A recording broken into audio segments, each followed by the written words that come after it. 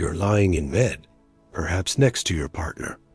A scenario is playing out in your head, one that feels simultaneously shameful and unbearably exciting. There, in the movie theater of your mind, the person closest to you is with someone else. And the first thought that hits you like an electric shock is, there's something wrong with me. I'm broken. I'm a pervert. This thought, this fantasy, is what millions of people around the world consider their dirtiest, most shameful secret. A secret they would never trust anyone with. Not even their therapist. Now, stop, breathe, and hear me out. There is absolutely nothing wrong with you. Moreover, this fantasy isn't a sign of depravity, but a key. A key to understanding your self-esteem, your hidden needs for power, trust, and intimacy. And today, we will not judge. We will dissect. We will open up this mechanism, take it apart gear by gear, and understand why it works. We will separate the safe territory of fantasy from the deadly quicksand of reality. We will understand why this thought is arousing and why that is normal. But I must warn you, this topic is like a minefield. One wrong step in its interpretation, and you can blow up your own psyche. We will navigate this path safely, all the way to the end. Therefore, before we begin, I ask you to hit the like button on this video as a sign that you're ready for an honest conversation. And if you're new here and not afraid to go deep, subscribe right now. And before we dive into the details, a quick anonymous poll in the comments. Have you ever wondered why some thoughts scare us while others arouse us, even if they're very similar? Drop a plus sign if you think this topic is crucial for understanding yourself. Just a plus, nothing more is needed. Part 1. The male perspective. The psychology of the observer. So, let's dive into the labyrinth of the male psyche.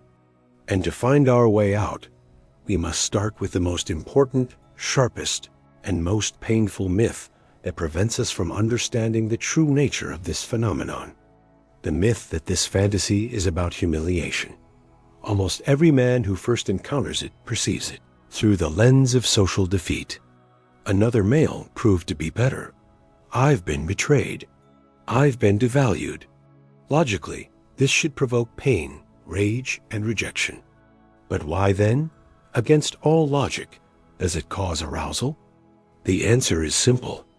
Your subconscious interprets this scene completely differently.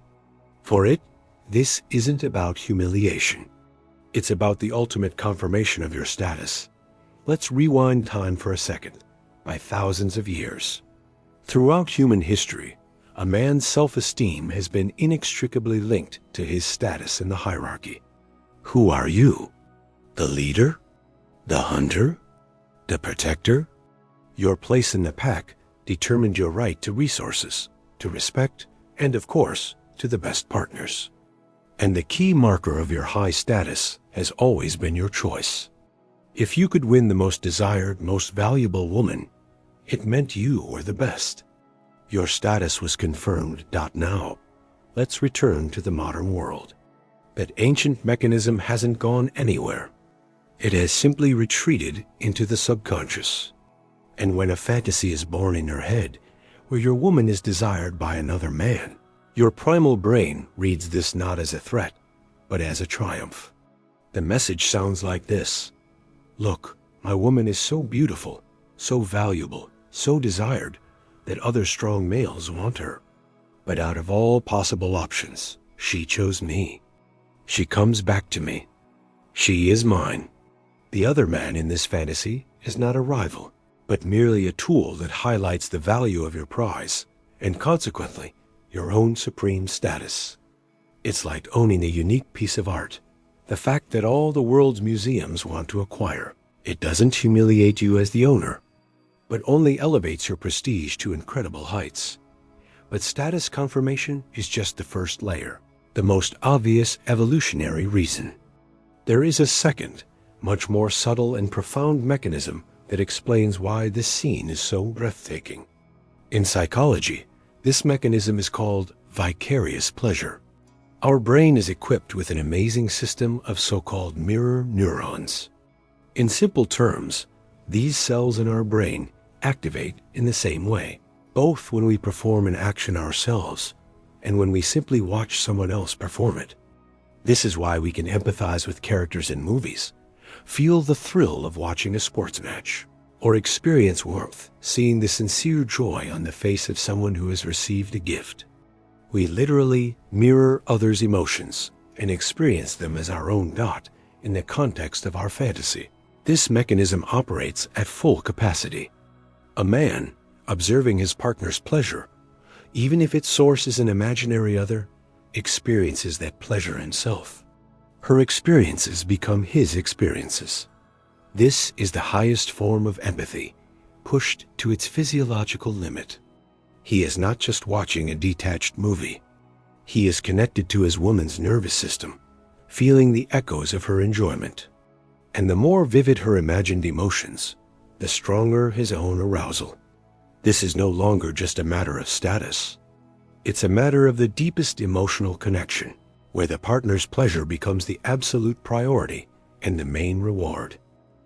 And it is here, when we combine the primal thirst for status with the complex mechanism of empathy, that we approach the darkest, yet most interesting corner of this labyrinth, to what the great psychiatrist Carl Jung called our shadow. Jung believed that each of us has a shadow side to our personality.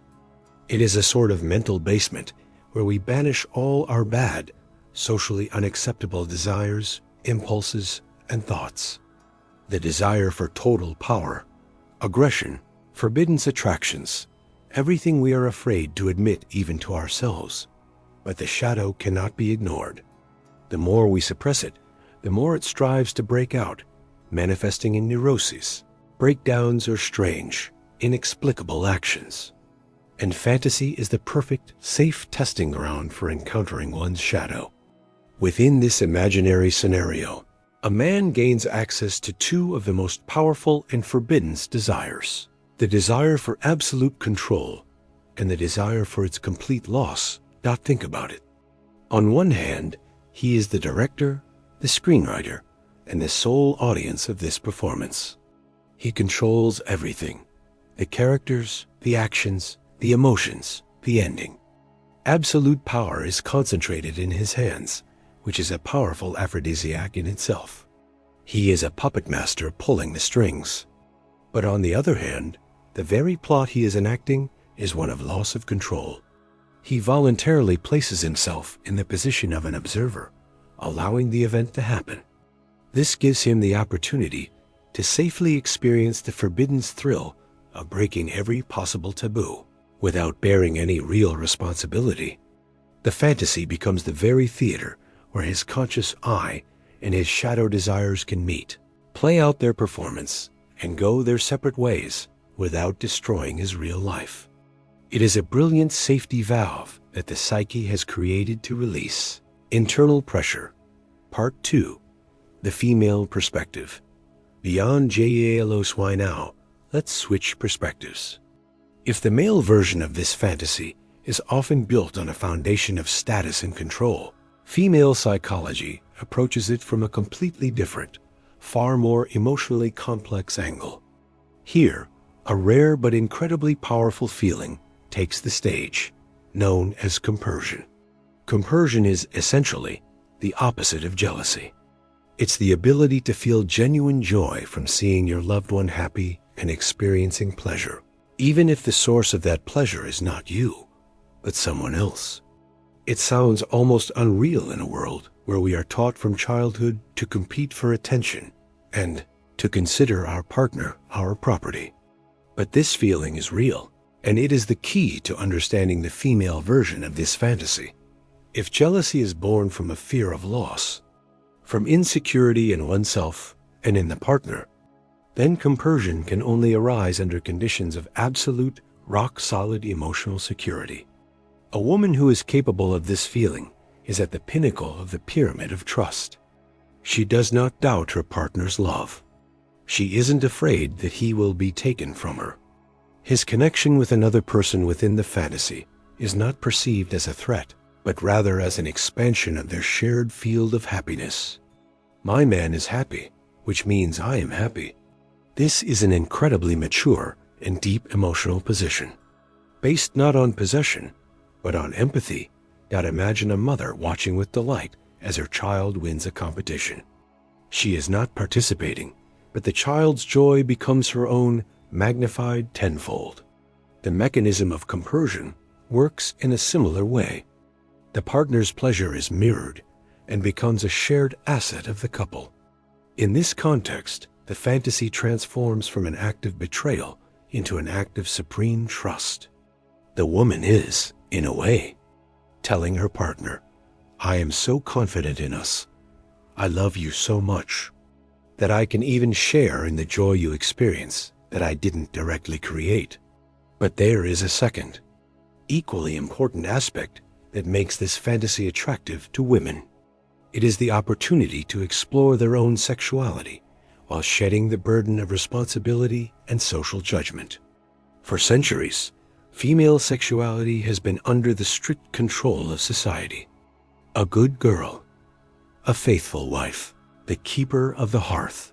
These roles left very little room for exploring one's desires, especially those considered wrong or dirty. A fantasy in which her own man is the initiator and observer completely changes the rules of the game. In this scenario, the woman is not a cheater. She is not a betrayer. On the contrary, she becomes a participant in a shared, joint experience that was sanctioned and even directed by her partner. This absolves her of any guilt. She receives psychological permission to be different, more uninhibited, freer, exploring facets of herself that remain locked away in everyday life. It's a safe way to try on a forbidden role without risking her reputation, her relationship, or her self-respect.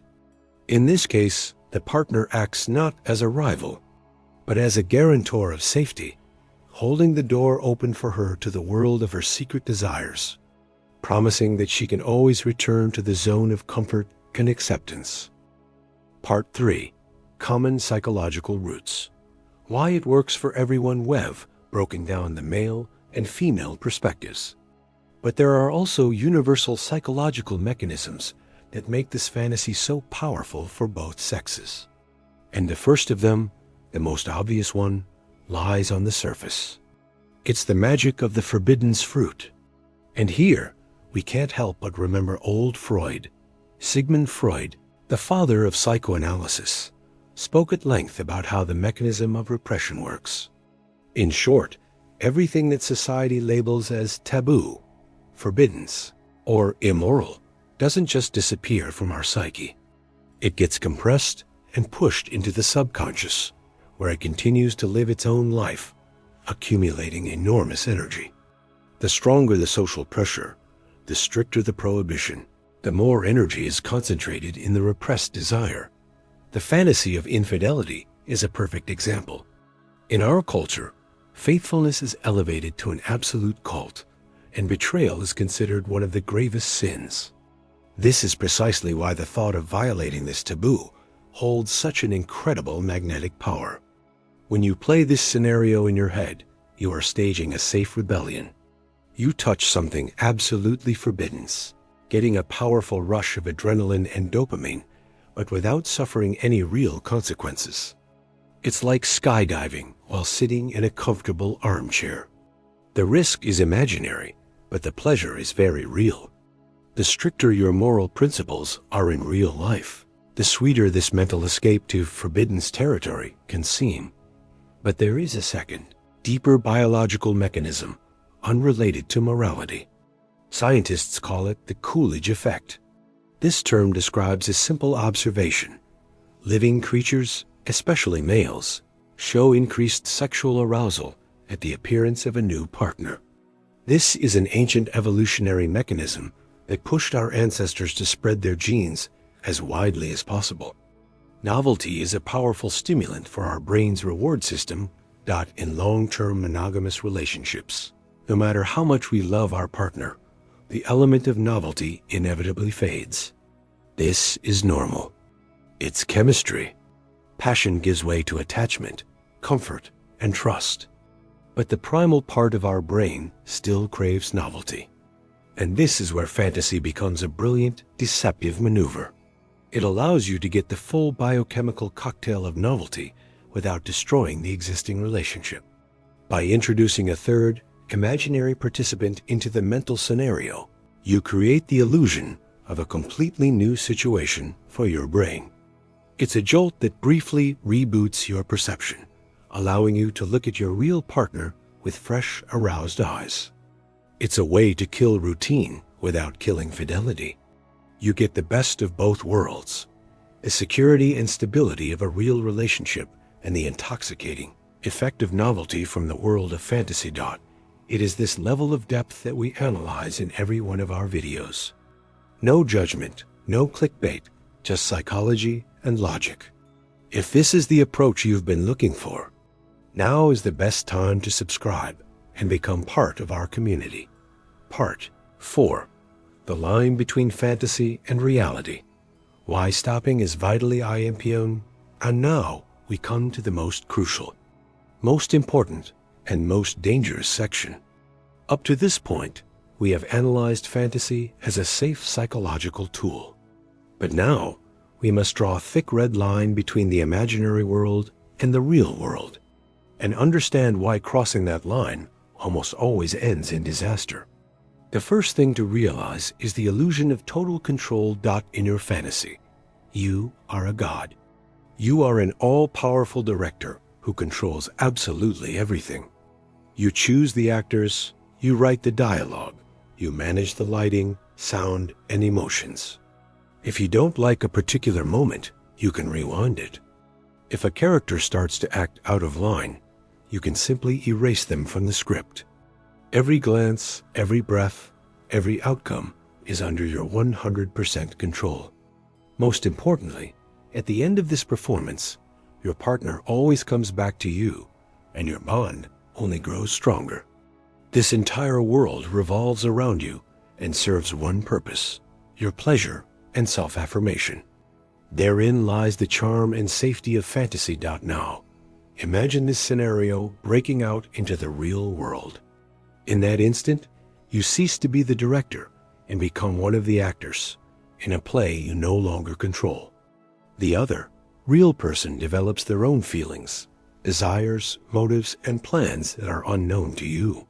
Your partner develops real, not imagined, emotions, which may turn out to be completely different from what you envisioned.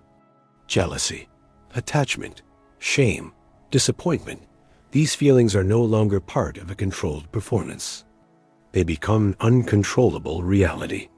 You can no longer press pause or stop. Events begin to unfold according to their own unpredictable logic.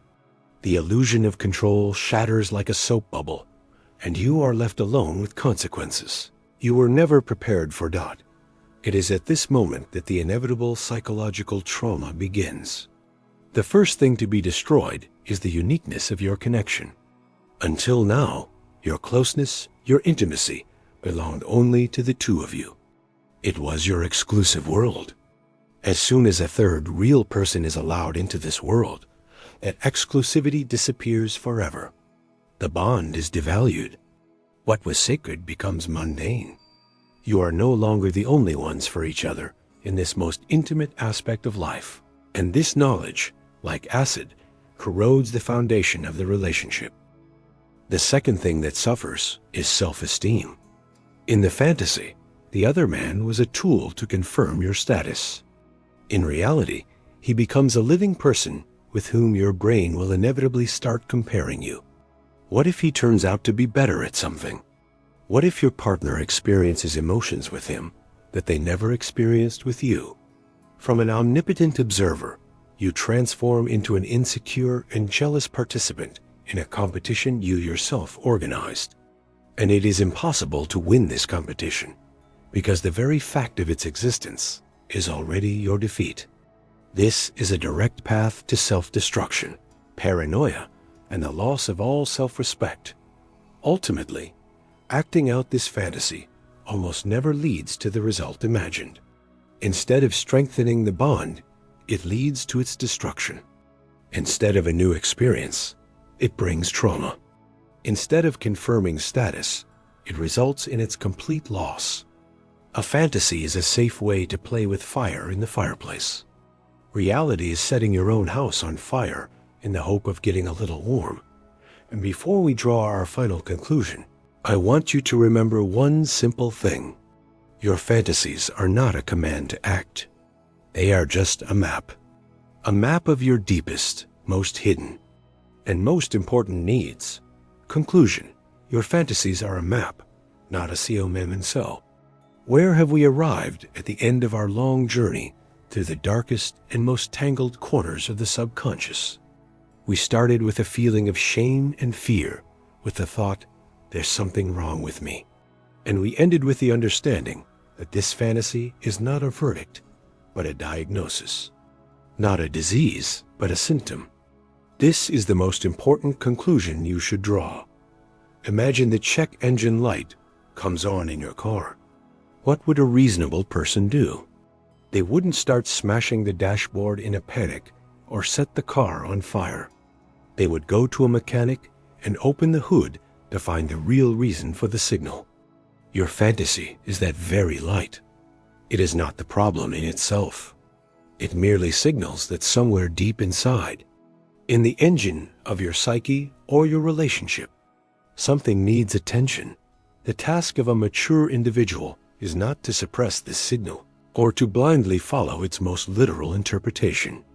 The task is to become your own diagnostician and translator from the language of symbols to the language of real needs. Your subconscious, as Freud said, rarely speaks directly. It communicates through dreams, slips of the tongue, and shocking fantasies like this one. And you need to decipher this message. Let's do it together, right now. Take your fantasy not as a ready-made script, but as a set of clues. Analyze it. When does it come to you most often? After a hard day at work where you feel unappreciated? During periods when routine and domestic life consume all the romance in your relationship? In moments of self-doubt? The context is the key to the code. If your fantasy most often arises against a backdrop of professional failures or social neglect, then it is likely screaming about status. Your subconscious is trying to compensate for the lack of recognition in the real world by creating a scenario where you are the owner of the most valuable prize, which automatically makes you a winner. In this case, the problem is not with your partner or your relationship. The problem lies in your self-fulfillment, and it needs to be solved not in the bedroom, but in the office, at a job interview, in the gym where real, not imaginary. Self-esteem is forged if the fantasy comes in moments of boredom, when one day is exactly like the next, and its message is about a thirst for novelty. This is the Coolidge Effect we talked about. Your brain is tired of monotony and is demanding a jolt, adventure, and vivid emotions. But it's not asking for a new partner. It's asking for a new experience. And this means it's time not to look at other people, but to take your partner by the hand and go skydiving together. Take a spontaneous trip, or simply try something you've never done together before. Satisfy the hunger for novelty, and the light will go out. And if the basis of the fantasy is less about arousal and more about a warm feeling, almost tenderness, from contemplating your partner's happiness, then perhaps it is speaking of a need for the highest degree of trust. Your psyche is conducting a stress test. Is our relationship strong enough to withstand even this?